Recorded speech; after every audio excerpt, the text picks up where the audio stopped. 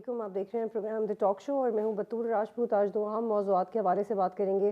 آج میسا اسٹوڈیوز میں سینیٹر مشتاق احمد صاحب موجود ہوں گے جو کہ ریسنٹلی اسرائیل اور فلسطین کے مسئلے کے حوالے سے پاکستان کی امداد لے کے ان کی نیبرنگ کنٹریز میں پہنچے. ان سے ان کے ایکسپیرینسز اور پاکستان کی کیا اسٹریٹجی ہے اور وہ کیا سمجھتے ہیں گراؤنڈ ریالٹیز کو دیکھتے ہوئے کہ دنیا اس مسئلے کو کس طرح سے حل کرے گی. ان سے بھی ایک خصوصی نشست آج کریں گے اور یہ بھی ڈسکس کریں گے کہ ورلڈ کپ میں پاکستان کی پرفارمنس کتنی امپریسو تھی. کیا چیف سلیکٹر کی چینج ہونے کے بعد ہم یہ سمجھ سکتے ہیں کہ پاکستان بہتر پرفارم کرے گا.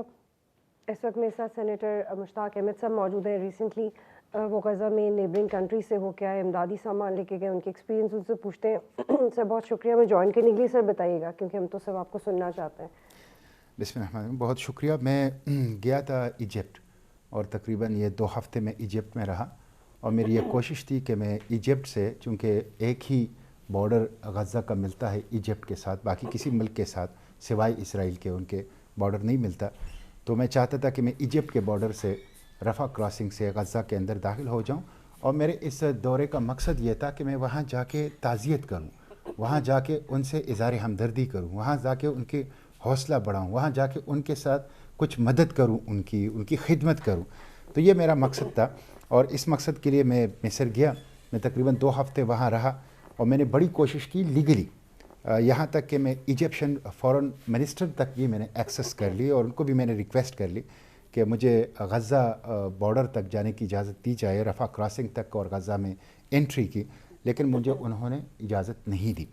البتہ یہ ہے کہ میں غزہ کے بارڈر کے قریب جو ان کا ایک ایئر اسٹرپ انہوں نے العریش کے بعد بنایا ہے وہاں تک میں گیا, اور جو پاکستان سے ایک چارٹر طیارے میں امدادی سامان آ رہا تھا تقریباً 90 ٹن الخدمت فاؤنڈیشن کا, وہ میں نے خود ریسیو کیا اور وہ میں نے خود وہاں پہ ایجپشن ریڈ کریسنٹ کو جو ہیں وہ ہینڈ اوور کر دیا. تو یہ وہ تھی. اور باقی جو ہیں وہ میں وہاں پہ ایجپٹ کے اندر جو یونائٹڈ نیشن کا چیف ہے فلسطینی ایشو کے لیے, ان سے بھی میری ملاقات ہوئی. جو ایجپشن ریڈ کریسنٹ ہے, جو براہ راست یہ دونوں ادارے غزہ کے اندر بہت پہلے سے ایکٹیویٹیز کر رہے ہیں, اور اس وقت بھی اگر کوئی ایکٹیویٹی ہو رہی ہے تو وہ ان کے تھرو ہو رہی. تو وہاں ایجپشن ریڈ کریسنٹ کے جو چیف ہے ان کے ساتھ بھی تفصیل سے ملاقات ہوئی. پاکستانی ایمبیسڈر کے ساتھ 2-3 ملاقاتیں ہوئی, اور وہاں دیگر ادارے افراد جو کہ براہ راست اس معاملے سے متعلق تھے ان کے ساتھ. تو ایک فرسٹ ہینڈ انفارمیشن مجھے حاصل ہوئی, اور اس کے ساتھ ساتھ جو ایک کوریڈور ایک ہیومینیٹیرین اسسٹنس کا ہم تھرو ایجپٹ بنانا چاہتے تھے وہ ہم بنانے میں کامیاب ہو گئے یونائٹڈ نیشن کے ساتھ ایک MOU سائن کر کے, اور اس کے ساتھ ساتھ ایجپشن ریڈ کریسنٹ اور جو ایک دیگر کچھ. آپ یہ بتائیے گا کہ آپ کو مشکلات کیا تھی؟ کیا یہ پروسیس جس طرح آپ بتا رہے ہیں اتنا ہی اسموتھ تھا یا آپ کو وقت لگ گیا؟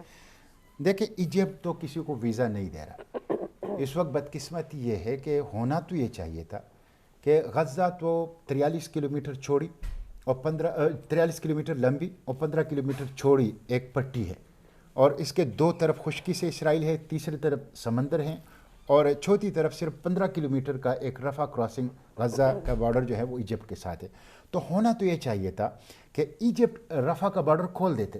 پوری دنیا سے ڈاکٹرز آنا چاہتے ہیں, پوری دنیا سے والنٹیئرز آنا چاہتے ہیں, پوری دنیا سے لوگ خدمت کے لیے آنا چاہتے ہیں. پھر آپ دیکھیں کہ وہ 43 کلومیٹر لمبی اور 15 کلومیٹر چوڑی پٹی میں 23 لاکھ لوگ رہتے ہیں, اس میں آدھے جو ہیں بچے اور خواتین ہیں. اس وقت جو میڈیا کے اندر جو کچھ آ رہا ہے وہاں جو ایک میسیکر ہے, ایک کارنیج ہے, ایک جینوسائیڈ ہے, وہ ٹپ آف آئس برگ ہے, بہت توڑی چیز سامنے آ رہی ہے. 70% سے زیادہ عمارات جو ہیں وہ ڈیمیج ہیں, اور ان عمارات کے نیچے ڈیڈ باڈیز ہیں, لوگ پنسے ہوئے ہیں. پھر یہ جو قتل و غارت گری ہے, کم از کم 50,000 لوگ قتل کر دیے گئے, کم از کم. ابھی تو 11-12 ہزار تک آزاد میڈیا کی پہنچی ہے, لیکن یہ 50,000 تک یہ پہنچے ہوئے. 1 لاکھ سے زائد لوگ زخمی ہیں. اب ان زخمیوں کی علاج معالجے کی ضرورت ہے, جو ڈیڈ باڈیز ہیں ان کو نکالنے کی ضرورت ہے. جو وہاں پہ تقریباً 14-15 لاکھ لوگ اس وقت صدرن غزہ کے اندر رفح کراسنگ کے قریب وہ شیلٹر لیس ہے, وہ کھلے آسمان تلے پڑے ہوئے ہیں. اس میں بچے ہیں, اس میں خواتین ہیں, اس میں مریض ہیں, اس میں زخمی ہیں, اس میں بوڑھے ہیں. ان کو شیلٹر, ان کو پانی, ان کو خوراک, ان کو ادویات, ان کو کمبل, ان کی ضرورت ہے. تو یہ چاہیے کہ مصر جو ہیں کم از کم اس میں فیسیلیٹیٹ کرے. لیکن بہت بدقسمتی کی بات ہے کہ تمام عالم اسلام بالخصوص وہ ممالک جن کے بارڈرز اسرائیل جو کہ مقبوضہ فلسطین ہے اس کے ساتھ ملتے ہیں, جیسے جورڈن ہے, لبنان ہے, ایجپٹ ہیں, اور ان لوگوں کو بھرپور طریقے سے, سیریا ہے, ان کو بھرپور طریقے سے کرنا چاہیے, لیکن عالم اسلام ناکام ہو گیا. میں آپ کو یہ بات بتاؤں کہ وہاں جا کے مجھے پتہ چلا کہ یہ جتنا سامان ہم بھیج رہے ہیں وہاں پہ, یہ سب سے پہلے جاتا ہے اسرائیل, اور اسرائیل اس کی سکیننگ کرتا ہے, چیکنگ کرتا ہے, اور جس کی منظوری وہ دیتا ہے وہ واپس رفح کراسنگ پہ آ جاتا ہے, اور پھر یہیں سے ایجپشن ریڈ کریسنٹ یا یونائٹڈ نیشن اسے غزہ تک پہنچا دیتا ہے. اب اتنی کمزوری, اتنی بے حسی عالم اسلام کی, او آئی سی کی 2 اجلاس انہوں نے کر لیے, کیا فائدہ ہوا؟ آپ ایک گھونٹ پانی بھی, آپ دوائی کی ایک گولی بھی نہیں پہنچا سکتے اپنی مظلوم بھائیوں کو اسرائیل کی اجازت کے بغیر. تو یہ کیا ہے؟ یہ تو انتہائی افسوسناک صورت ہے. بالکل. آپ کہتے ہیں کہ یونائٹڈ نیشنز اور کریسنٹ کے لوگوں سے آپ کی ملاقات ہوئی, تو ان کا کیا ریاکشن تھا؟ وہ گراؤنڈ پہ تو سب کر رہے ہیں لیکن ان کے آرگنائزیشنز بھی تو خاموش ہیں. دیکھیں, یونائٹڈ نیشن اور ریڈ کریسنٹ نے تو مجھے بتایا کہ ہم خود ٹراما میں ہیں. مجھے یونائٹڈ نیشن کے چیف نے بتایا کہ یہ یونائٹڈ نیشن کی ہسٹری میں واحد کانفلیکٹ ہے جس میں سب سے زیادہ یونائٹڈ نیشن کے امپلائیز قتل کر دیے گئے, مور دین 1000. مجھے یونائٹڈ نیشن کے چیف نے بتایا کہ ابھی تک رشیا یوکرین وار میں جتنے لوگ قتل ہوئے ہیں اس سے زیادہ ایک مہینے کے اندر اس کانفلیکٹ میں, اس غزہ کے اندر جو ہیں وہ شہید کر دیے گئے. مجھے یونائٹڈ نیشن کے چیف نے بتایا کہ غزہ ہم روزانہ 500 ٹرک بھیجتے تھے 7 اکتوبر سے پہلے, 500 ٹرک خوراک کے, سامان کے, پانی کے, ادویات کے, اور 500 ٹرک جہاں روزانہ یونائٹڈ نیشن کے جاتے تھے وہاں ایک مہینے میں 7 اکتوبر سے 7 نومبر تک صرف 375 ٹرک گئے ہیں. یعنی ایک دن میں 500 ٹرک اور ایک مہینے میں 375. تو وہاں پہ خوراک کی کمی ہے, پانی کی کمی ہے, وہاں پہ ادویات نہیں ہے, وہاں پہ بچے مر رہے ہیں, وہاں پہ زخمی تڑپ رہے ہیں. تو یونائٹڈ نیشن خود بہت زیادہ, وہ کہتے ہیں کہ ہمارے ہاسپٹلس کے اوپر حملے, ہمارے اسکولس کے اوپر حملے. آپ دیکھیں مور دین 50 جرنلسٹ قتل کر دیے گئے. یعنی یونائٹڈ نیشن کہہ رہا ہے کہ غزہ جو ہے ہیل آن ارتھ, دنیا کے اوپر جہنم ہے, اور غزہ کے جو ہاسپٹل ہیں گریو یارڈ آف دا چلڈرن, وہ بچوں کے قبرستان بن گئے ہیں. تو اس وقت تو اسرائیل جو ہے وہ ایک دہشت گرد ریاست ہے, اس کی فوج جو ہے وہ دہشت گردوں کا جتھا ہے, یہ ایک دہشت گرد ریاست ہے. وہ کسی ہیومن رائٹس کو, کسی فنڈامنٹل رائٹس کو, کسی بین الاقوامی قانون کو وہ نہیں مانتا. وہ اس وقت جنگی جرائم کا ارتکاب کر رہا ہے, کرائم اگینسٹ ہیومینٹی کا ارتکاب کر رہا ہے. پوری دنیا اس کو دیکھ رہی ہے, پوری دنیا. آپ دیکھیں شفا اسپتال, وہاں کے آئی سی یو کے سارے مریض شہید ہو گئے. وہاں کے نیو بورن بیبیز ان کو انکیوبیٹر سے نکال دیا گیا, اور وہ بیچارے تھڑک تھڑک کر, سسک کر اور چیخ کے مرے, شہید ہو گئے. اور پوری دنیا اس کو دیکھ رہی ہے, کوئی اس کو روک نہیں رہا. اور وہ سارا فراڈ کہ الشفا اسپتال سے جو ہے حماس جو ہے وہ آپریٹ کرتا تھا. نہ وہاں کوئی سرنگیں تھیں, نہ وہاں کوئی ٹنل تھے, نہ وہاں کوئی نیٹ ورک تھا, نہ وہاں کوئی آپریشنل ہیڈ کوارٹر تھا. سارا جھوٹ تھا. انہوں نے ہسپتالوں کو, اسکولوں کو, مساجد کو, گرجا گھروں کو, انسانی آبادیوں کو, یونائٹڈ نیشن کے ہیڈ کوارٹرز کو, صحافیوں کو بے دریغ مارا ہے, اور انہوں نے انسانیت کے خلاف جرائم کیے. سینیٹر صاحب یہ بتائیے گا کہ اب ہم مسلم ممالک سے زیادہ گلہ کریں یا ہم دنیا کی بڑی طاقتوں سے گلہ کریں؟ یہ جو ڈیبیٹ ہے اس کو کیسے ختم کریں گے؟ کس سے زیادہ گلہ کریں گے؟ اس وقت مسلم ممالک تو 2 رشتے رکھتے ہیں. ایک انسانیت کا رشتہ رکھتا ہے غزہ کے ساتھ, اور دوسرا اسلام کا رشتہ رکھتا ہے. اور جو او آئی سی ہے, او آئی سی تو بنی اس لیے تھی کہ جو القدس کی آزادی اور فلسطین کی آزادی کے لیے جب مسجد اقصیٰ کو آگ لگائی گئی تو اس کے بعد او آئی سی بنی. تو او آئی سی کا تو مقصد وجود ہی فلسطین اور القدس ہے, لیکن ان کی جو اس وقت کردار ہے وہ شرمناک ہے, اور مجرمانہ غفلت کا مظاہرہ او آئی سی نے کیا ہے. آپ دیکھ لیں, یہ اسرائیل کو دہشت گرد تک نہیں کہہ سکے او آئی سی. آپ دیکھ لیں او آئی سی کے ممبر ممالک اسرائیل کے جو جہاز ہیں یا ان کے لیے جو اسلحہ جا رہے ہیں اپنی فضائی حدود سے ان کی پروازیں بند نہیں کر سکتے. آپ دیکھیں یہ اسرائیل کو तेल की सप्लाई बंद नहीं कर सके, ये इसराइल के साथ सफारती ताल्लुकात ख़त्म नहीं कर सके, ये इसराइल के मसनूआत और प्रोडक्ट्स को बैन नहीं कर सके। ये तो इसराइल के फैसिलिटेटर हैं, ये तो इसराइल के सहूलतकार हैं। तो वो जो इकबाल ने कहा है ना कि बुझी इश्क की आग अंधे रहे, मुसलमान नहीं राख काटे रहे, वो ओआईसी है। इनिशिएटिव कौन लेगा सेनेटर? और इसी तरह देखें बैनुल-अक़वामी बिरादरी, बैनुल-अक़वामी आप देखें अमेरिका, यूरोप, ये सारे एक्सपोज हो गए। ये जो वेस्टर्न रिजीम्स हैं ये एक्सपोज हो गए, ये इसराइल के सरपरस्त हैं। इन्होंने लाइसेंस टू किल इसराइल को दिया हुआ है। ये उनको फाइनेंशियल, डिप्लोमेटिक, पॉलिटिकल सपोर्ट दे रहे हैं, असलहे की सप्लाई कर रहे हैं, ये बिल्कुल इनके। लेकिन वेस्टर्न पब्लिक जो है वो फ़लस्तीन के साथ है, वो गज़ा के साथ है, वो हमास के साथ हैं। तो इसका इनिशिएटिव ये है कि अवाम इसी तरह जो अक्रॉस द ग्लोब अवाम उठे हैं, अवाम उठें और अपने अपनी हुकूमतों को मजबूर करें कि ये जो कार्नेज है या जो जेनोसाइड है इसको रोका जाए। आप देखें इनके एम्बेसीज के सामने मुजाहरे करें, इनके जो डिप्लोमेटिक इंस्टॉलेशन है उनके सामने मुजाहरे करें, पीसफुल, लीगल, फंडामेंटल राइट का इस्तेमाल करें, प्रोटेस्ट करें और इनको रोकें। और इसराइल की जो ये एक इंसानियत दुश्मन और दहशतगर्दी का चेहरा है उसको एक्सपोज करने की ज़रूरत है। तो मैं समझता हूँ ये मुस्लिम उम्मा की और ये इंसानी, ये देखें ना, चिली ने, बोलेविया ने, कोलंबिया ने, ब्राज़ील ने, इवन साउथ अफ्रीका ने उसके खिलाफ एहतजाज किया है। और साउथ अफ्रीका ने इंटरनेशनल क्रिमिनल कोर्ट में दरख्वास्त दे दी है कि ये जंगी जराइम और क्राइम अगेंस्ट ह्यूमैनिटी का इर्तिकाब इसराइल कर रहा है और नेतन्याहू को गिरफ्तार किया जाए। उम्मत मुस्लिमा कहाँ है? उम्मत के तो दो रिश्ते हैं, इनकी तो इंसानियत के रिश्ते पर ये कर रहे हैं। उम्मत के तो दो रिश्ते हैं, एक इंसानियत का रिश्ता है, दूसरा उम्मत मुहम्मदिया का रिश्ता है। तो ये क्यों नहीं कर सकते?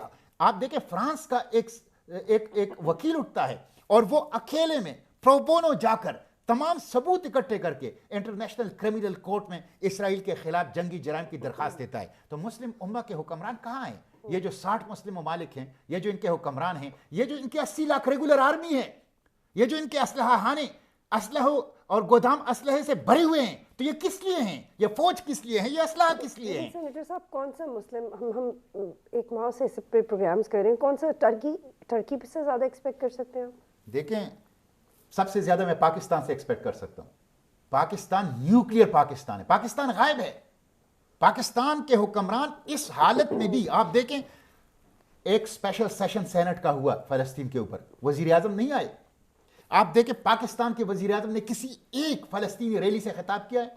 आप देखें पाकिस्तान के वजीर आजम, वजीर खारजा ने इसराइल को दहशतगर्द कहा है।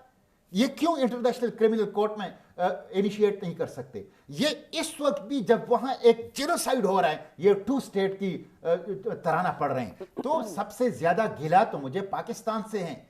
पाकिस्तान के मुसल्लह अफवाज एक ताकत है, पाकिस्तान एक न्यूक्लियर पाकिस्तान है, पाकिस्तान की एक ताकत और कुव्वत है, पाकिस्तान ने लीड किया है, पाकिस्तान की हिस्ट्री है। क्या पाकिस्तान उतना इन्फ्लुएंस कर सकता है? पाकिस्तान कर सकता है। पाकिस्तान, जब आप कोलंबिया, चिली, ब्राजील और बोलेविया और साउथ अफ्रीका उसके वजीर खारिजा कह सकते हैं कि इसराइल के वजीर आजम को गिरफ्तार किया जाए, तो पाकिस्तान के वजीर आजम ने क्यों होंठ सिए हुए हैं? पाकिस्तान के निगरान वजीर खारिजा ने क्यों होंठ सिए हुए हैं? क्यों नहीं कर सकते? तो सबसे ज्यादा गिला मुझे इनसे है और उसके बाद बाकी मुस्लिम मालिक। पाकिस्तान अगर इंडोनेशिया को, मलेशिया को साथ लेते, पाकिस्तान अगर इजिप्ट को साथ लेते, पाकिस्तान सऊदी अरब, अमारात, कतर को साथ लेते, पाकिस्तान तुर्की को साथ लेते, तो ये कर सकते थे। आप लोग भी गए थे तो वो एक बड़ा सिंबॉलिक जेस्चर नहीं था जब मौलाना तशरीफ लेके गए थे? फिर आप लोगों ने भी, मौलाना तो एक पॉलिटिकल पार्टी के, या सिराजुल हक साहब तो एक पॉलिटिकल पार्टी के, मौलाना भी गए, सिराजुल हक साहब भी गए, मैं खुद इजिप्ट गया। लेकिन ये इंडिविजुअल एफर्ट्स हैं, ये पॉलिटिकल पार्टी के एफर्ट्स है, स्टेट एफर्ट्स नहीं है। स्टेट एफर्ट्स नजर नहीं आ रहे और जो नतीजा खेज होंगे, रिजल्ट ओरिएंटेड और फ्रूटफुल होंगे, वो स्टेट एफर्ट्स होंगे। प्रोग्राम में खुशामदीद जी। सेनेटर साहब बताइएगा कि फिर पाकिस्तान आप कह रहे स्टेट लेवल पे रिजल्ट ओरिएंटेड हो सकता है, लेकिन एग्जैक्टली किस चीज़ पे इन्फ्लुएंस कर सकते हैं? देखें, पाकिस्तान को सबसे पहले तो ये करना चाहिए कि आप कम से कम एहतजाज तो अमेरिकी एम्बेसी के ऊपर, यूरोपीय यूनियन के एम्बेसी के ऊपर करें कि जो उनको असलहे की सप्लाई कर रहे हैं, उनको अक़वाम मुत्तहिदा के अंदर डिप्लोमेटिक और पॉलिटिकल सपोर्ट दे रहे हैं, उनको फाइनेंशियल सपोर्ट दे रहे हैं, उनको लाइसेंस टू किल दिया है, अपने اسلحے کے جہاز بھی وہاں بھیجیں, اپنے بحری بیڑے بھی وہاں کھڑے کر دیں. تو پاکستان کو سب سے پہلے تو امریکہ اور یورپی یونین کے سامنے احتجاج کرنا چاہیے, نمبر 1. نمبر 2 یہ کہ پاکستان کو جس طرح سٹینڈ لیا ہے ساؤتھ افریقہ نے, کہ پاکستان کو اپنے ساتھ ملیشیا کو, ترکی کو, بحرین کو, امارات سعودی عرب اور ایجپٹ کو اور باقی ممالک کو ساتھ میں لا کے کم از کم یہ جو تجاویز آئی ہیں کہ آپ ہوائی حدود میں اس کی پابندی لگا دیں, یہ جو تجاویز آئی ہیں کہ اسرائیل کی فوج کو دہشت گرد قرار دیا جائے, یہ جو تجاویز آئی ہیں کہ ان کو تیل کی سپلائی بند کر دی جائے, یہ جو تجاویز آئی ہیں کہ ان کے ساتھ ڈپلومیٹک ٹائز بند کر, تو یہ تو کرے نا, یہ سارے آپشن ہیں.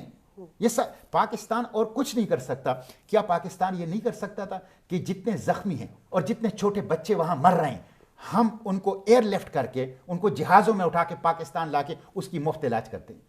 پاکستان کے عوام خود چندہ دیں گے, پاکستان کے عوام خود پیسہ دیں گے, کوئی پیسے کی کمی اس کے لیے نہیں ہے. عوام اپنے گھر, عوام اپنی جائیدادیں بیچ کر ان بچوں اور زخمیوں کی علاج چاہتے ہیں. پاکستان یہ تو کر سکتا ہے نا کہ پاکستان یہ مطالبہ کریں, یہ ڈیمانڈ کریں کہ ہمارے جہاز تیار ہیں, ہم کم از کم ان زخمیوں کو اٹھا سکتے ہیں, ان بچوں کو اٹھا سکتے ہیں, پاکستان لا سکتے ہیں, یہاں پہ ان کی علاج کرا.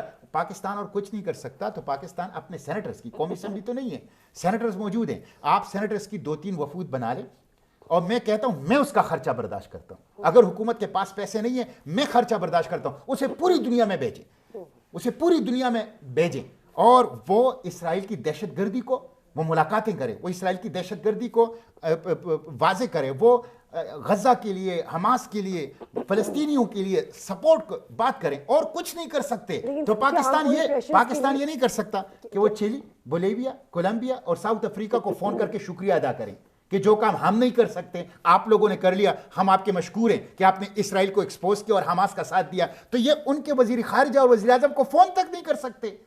تو پاکستان کا جو اس وقت کردار ہے وہ غلامانہ ہے, وہ بہت شرمناک ہے, اور اس کے اوپر پاکستان کے عوام کو دکھ ہے. سینیٹر صاحب اب دیکھیں کہ ہم لوگ اتنے فرنٹس پہ آلریڈی لڑ رہے ہیں, تو تھوڑا سینسیٹیو ایشو ہے کہ ہم ایک حد تک ایک فرنٹ کا حصہ بن سکتے ہیں. آپ لڑ نہیں رہے, آپ کو لڑنے کی کس نے, لڑنا تو ہوگا کہ آپ اپنی فوج وہاں بھیجیں. ساؤتھ افریقہ کر رہا ہے, چلی, بولیویا اور کولمبیا کر رہے ہیں.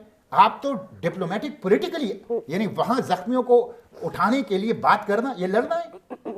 یہ بات کرنا جو کہ وار کرائمز ہو رہے ہیں, تو اقوام متحدہ کہہ رہی ہے کہ کرائم اگینسٹ ہیومینٹی کا ارتکاب ہو رہا ہے. یہ لڑنا ہے, یہ لڑنا ہے کہ آپ OIC میں تجاویز پلاٹ کریں کہ آپ ان کی فضائی حدود میں پابندی لگائیں, آپ ان کے ساتھ ڈپلومیٹک ٹائز منقطع کریں, آپ ان کے تیل کی سپلائی بند کریں, آپ ان کی فوج کو دہشت گرد کرا دیں, آپ ان کے خلاف خود ایک فوجداری عدالت OIC کی سطح پہ قائم کر کے ان کی وار کرائمز کی سماعت شروع کریں. یہ لڑنا نہیں ہے, یہ پولیٹیکل, یہ ڈپلومیٹک, یہ مورل سپورٹ ہے. بدقسمتی سے یہ مورل, یہ ڈپلومیٹک, یہ پولیٹیکل سپورٹ بھی پاکستان نہیں دے رہا. لیکن ہم لوگ کیا فائنینشلی اتنے اسٹرانگ ہیں کہ ہم اتنا بڑا سٹینڈ لے سکیں؟ دیکھیں حماس فائنینشلی اسٹرانگ تھا. دیکھیں آپ جو آپ کے وائٹل انٹرسٹ ہوتے ہیں وہ ساہوکارانہ, تاجرانہ اور سوداگرانہ ذہنیت کے ساتھ نہیں ہوتے. آج اگر اسرائیل غزہ کے اندر کامیاب ہو گیا تو اس کے 2 نتائج ہوں گے. غزہ کے اندر اگر اسرائیل کامیاب ہو گیا تو مسجد اقصیٰ کو خطرہ ہے اور حرمین شریفین کو خطرہ ہے, اس لیے کہ اسرائیل جارح ہے, دہشت گرد ہے, کسی ہیومن رائٹس, فنڈامنٹل رائٹس, بین الاقوامی قانون کو نہیں مانتا. تو ایک نتیجہ اس کا یہ نکلے گا کہ مسجد اقصیٰ اور حرمین شریفین کو خطرہ ہوگا, نمبر 1. دوسرا نتیجہ اس کا یہ نکلے گا کہ انڈیا کو راستہ مل گیا کہ آپ طاقت کے استعمال سے آپ بین الاقوامی قانون کو پیروں تلے روند لیں, اور آپ جس کی لاٹھی اس کی بھینس کے تحت کشمیر کو, جو آپ نے آلریڈی آدھا کشمیر آپ نے اپنے ساتھ جو ہے وہ ضم کر لیا ہے, انیکسیشن کر لی ہے, اور آپ باقی کشمیر کے اوپر بھی حملہ آور ہو جائیں, تو کشمیر کے اوپر جو آپ کا سٹینڈ ہے اس کی کوئی حیثیت پھر نہیں رہ جائے گی. اس لیے یہ ہمارے لیے زندگی اور موت کا سوال ہے, یہ ہمارا وائٹل انٹرسٹ ہے. پاکستان جو ہے جغرافیے کا نام نہیں ہے, پاکستان نظریے کا نام ہے. 1940 میں جب پاکستان کی قرارداد پاس ہو رہی تھی قائد اعظم کی صدارت میں لاہور میں, تو اس پاکستان کی قرارداد سے پہلے قائد اعظم کی صدارت میں فلسطین کی قرارداد پاس ہوئی تھی. ہم نے اپنی آزادی سے پہلے فلسطین کی آزادی کی فکر کی تھی. اقبال نے یہ کام کیا تھا, قائد نے یہ کام کیا تھا. تو یہ پاکستان ہی کی طرح پاکستان سے پہلے ہمارے لیے فلسطین, مسجد اقصی اور ارض الانبیاء ہے. یہ ہمارا وائٹل انٹرسٹ ہے. ہم اس کے اوپر آگے نہیں بڑھیں گے, ہم اس کے اوپر زندگی کا ثبوت نہیں دیں گے, تو ہم کس چیز کے اوپر زندگی کا ثبوت دیں گے؟ لیکن سینیٹر صاحب آپ خود بھی وہاں سے ہو کے ہیں, جب انٹرنیشنل باڈیز اتنا ڈیڈ ہیں, آپ کہہ رہے ہیں وہ ٹراما میں ہیں, تو ہم ایکسپیکٹ کیا کریں؟ دیکھیں وہ اس لیے ٹراما میں ہیں کہ آپ دیکھیں نا, یہ ٹراما ہے, لیکن ساؤتھ افریقہ بات کر رہا ہے, کولمبیا بات کر رہا ہے, بولیویا بات کر رہا ہے, تو آپ بات تو کریں نا. یہ اس لیے ٹراما میں ہیں کہ اس انٹرنیشنل جو ادارے ہیں یونائٹڈ نیشن, اس کے سپورٹ میں او آئی سی بھی اٹھ کے کھڑی نہیں ہوتی, او آئی سی بھی ان کے ساتھ کھڑی نہیں ہوتی. او آئی سی خود اتنا کمزور سٹانس ہے ان کا, اتنا کمزور سٹانس ہے ان کا کہ خود آپ نیتن یاہو کا آپ نے دیکھا ہوگا کہ اس نے عرب ممالک کو دھمکی دی ہے کہ میں تمام عرب بادشاہوں کو خبردار کرتا ہوں کہ اگر وہ اپنے مفادات کا تحفظ چاہتے ہیں تو وہ اس پورے کرائسس کے دوران ایک کام کریں. یہ دھمکی تمام عرب ممالک کو نیتن یاہو نے دی ہے کہ وہ اس پورے کرائسس کے دوران ایک کام کریں, اپنا منہ بند رکھیں, خاموش رہیں.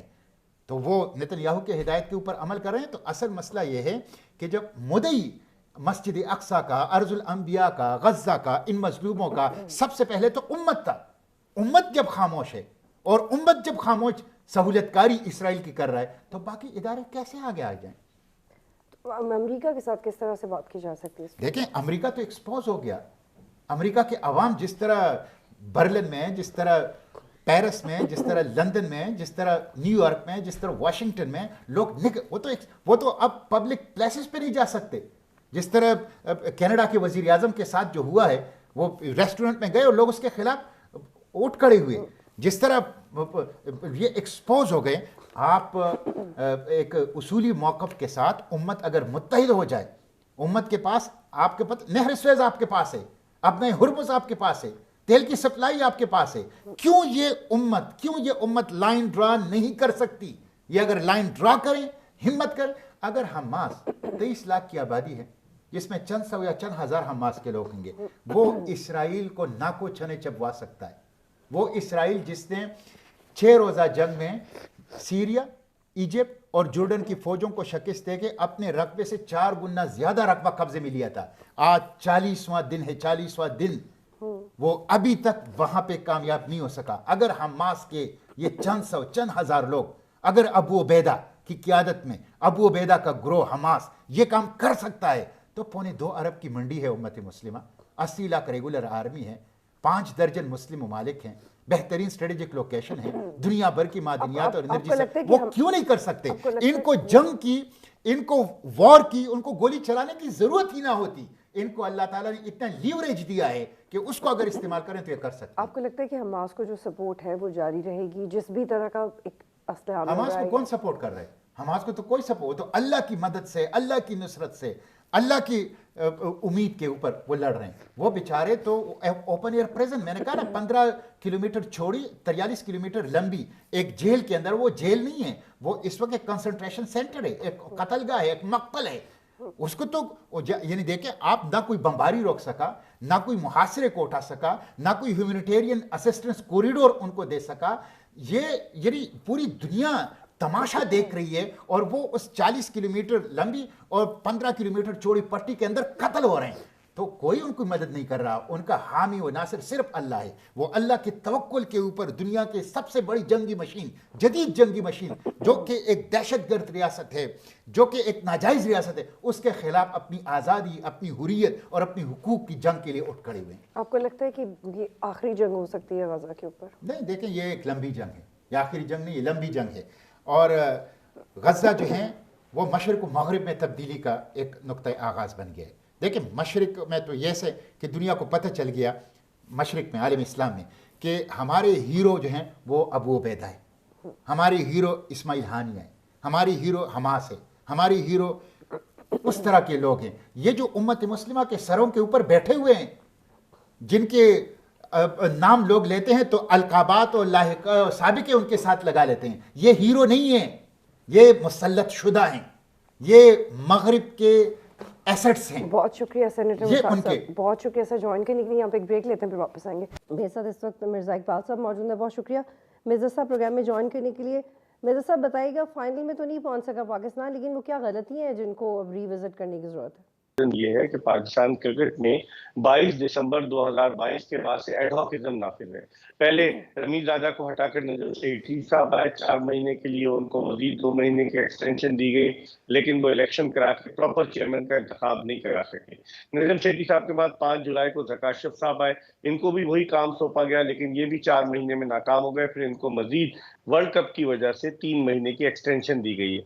तो पाकिस्तान क्रिकेट ऑक्सीजन पर है, कोई परमानेंट चेयरमैन नहीं है, कोई गवर्निंग बोर्ड नहीं है, और जो फैसले कर रहे हैं वो एक ही आदमी कर रहे हैं, यानी ज़काशफ साहब। ये टीम ज़काशफ साहब के पास जब लाई गई थी मुंतखब होने के बाद, तो चेयरमैन जो है वो साइन करता है, उन्होंने साइन कर दिए। फिर उसके बाद जो कंट्रोवर्सी शुरू हुई बतूल पाकिस्तानी क्रिकेट टीम इंडिया में थी कि यहाँ से पाकिस्तान क्रिकेट बोर्ड ने एक प्रेस रिलीज जारी कर दिया कि आप लोग कौमी टीम के लिए नेक ख्वाहिशात का इजहार करें, और ये टीम बाबर आजम और इंजमामुल हक की है, यानी कि डिसओन कर दिया क्रिकेट बोर्ड ने। तो वहीं से खिचड़ी पकना शुरू हो गई। वहीं से पता चल गया कि एक तो खिलाड़ियों पर प्रेशर आ गया जिसकी वजह से वो अच्छा परफॉर्म नहीं कर सके, दूसरे पाकिस्तान क्रिकेट बोर्ड बाबर आजम को हटाने का सोच रहा था।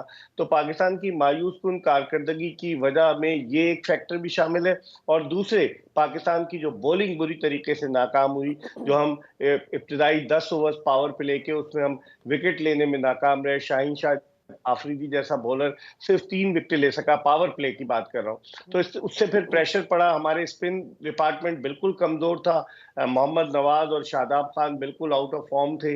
तो उसकी वजह से एक तो प्रेशर पड़ा, फिर मुखालिफ टीमों ने उस कमजोरी को यूटिलाइज किया। बैटिंग फिर भी बेहतर रही। प्लीज होल्ड योर हेयर, ये बहुत अहम नुकात है।